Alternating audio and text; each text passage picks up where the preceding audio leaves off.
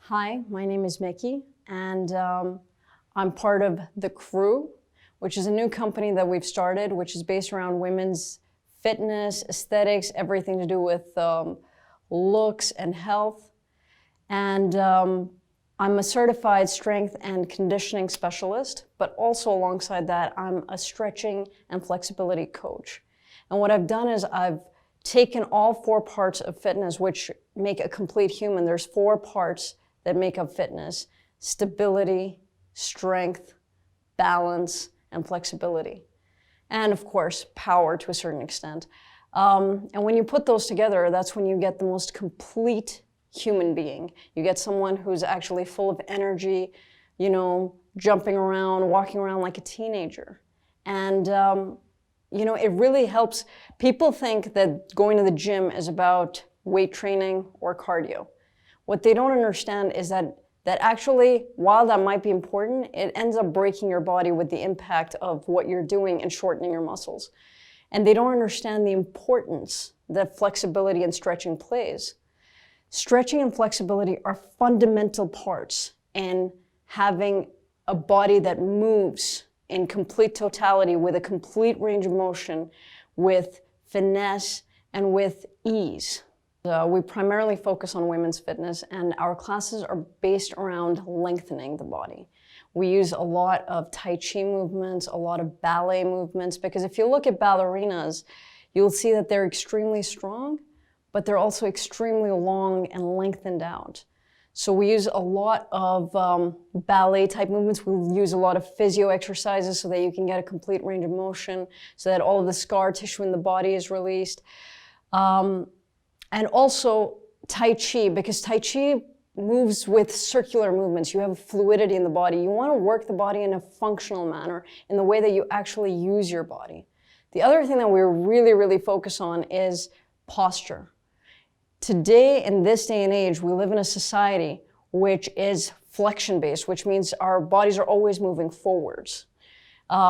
We sit on our computers, we sit on our phones, we've got our heads down, you know, our heads coming forward, and everyone's complaining about back pains, neck pains, hip pains, knee pains, and everyone thinks that the problem is always localized to the area that they're feeling the pain. But what they don't realize is that the body is actually one chain of muscles and tendons and bones that come together. And when you have a problem or an adhesion in one area, that affects the entire segment of the body. So if you're feeling, for example, knee pains or even foot pains, that might not be related to your foot or your knee. It could probably be related to your neck. Or if you have tight hamstrings, you're going to feel that pain all the way in your neck. Because of the bad posture in today's society, and because we are based so much on, we have, especially in Pakistan, we have a very, very sedentary lifestyle. We're always sitting. We're always on our phones, we're watching something, we're always just sitting. What that does is that creates rounded shoulders, it lengthens out the back, and it shifts your head forward, which means all of that pressure now, every inch that your head shifts forward puts 10 pounds of weight on your lower back. So you're actually slowly killing your lower back. And nobody seems to realize that. They don't seem to understand the importance that proper alignment plays. What you have to understand is that posture is integral to living a good, healthy life. And doing weights isn't actually going to do that. You have to use flexibility, range of motion, lengthening out the body, you know, pushing your head back, getting the length in your neck again, relaxing the trap muscles. These days, because we do so much shoulder work, we don't relax the trap muscles. Our trap muscles are always under tension. Our back muscles are always under tension. They're always working when they shouldn't be working. I just want you to take out your arms to the side, and then I want you to take this hand and place it on your shoulder blades or the back muscles right here. Now over here, you'll feel that there's no tension there. But now I want you to lift the arm up and now place it. And you'll feel that the entire back now is working. Now take it down again, and suddenly the tension's gone. You lift it up, and suddenly the back's working again. Now the reason that I wanted you to see that is because we don't do any workouts, or we don't normally go to the gym and do exercises with our arms up in the air.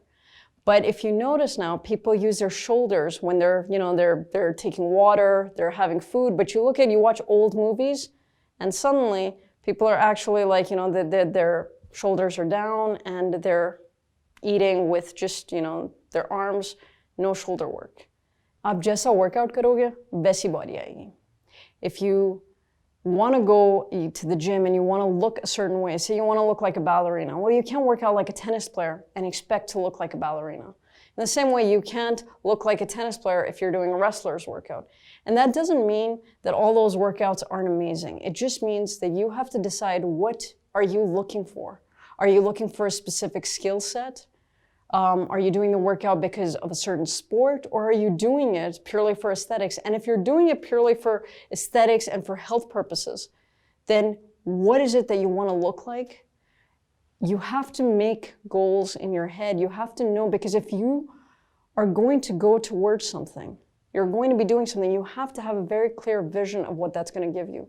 You can't say, I want to look like a Victoria's Secret model and then work out like a tennis player. It's not going to happen. Yeah, you'll still look great. You'll look like a tennis player, but you're not going to look like that. You can't say, I want to look like a ballerina and go and do, a hardcore gym workout. It's not going to happen. So I think the first question that people need to ask themselves is, especially women, is what do they want to look like? What do you want from your workouts? What are you looking for? And then whoever you're training with, ask your trainer if they actually know that they're giving you that, because, I see everyone's copy-pasting workouts, and because you have YouTube and you have all these channels now, everyone thinks that they know enough about fitness, and you watch all these actors and actresses do these, crash courses and these 6-week programs and all of these things, and everyone suddenly is an expert on fitness. But actually, the workouts you do, the muscles that you're engaging, what are they giving you? Is that the look that you want? Do you want overdeveloped traps? Do you want overdeveloped shoulders? Do you want this? Because everyone thinks that they're getting weight loss, but that's not how weight loss works. Most of the time, the way that you look has very little to do with the weight, especially if you're at a certain weight already, and people just think that they need to diet and do more squats and whatever, and it's like, no, because what you're doing is you're shortening the muscles more and more and more instead of lengthening them out. So if you're looking for a longer, leaner body, then the workouts have to mimic that. They have to mimic that length. You have to start looking and asking the right questions. You have to ask yourself, ask your trainer, look at your workout style, see the kinds of bodies you want, and then look at the kind of workouts that those people do as well. And then, sort of see where you stand on that spectrum. Well, I hope this talk was useful and that you learned something from this talk. Hopefully, I will see you again on Talks very, very soon to discuss the benefits of Japanese face massage. Thank you so much for having me and for listening to this, and I wish you all a very, very good day. Thank you.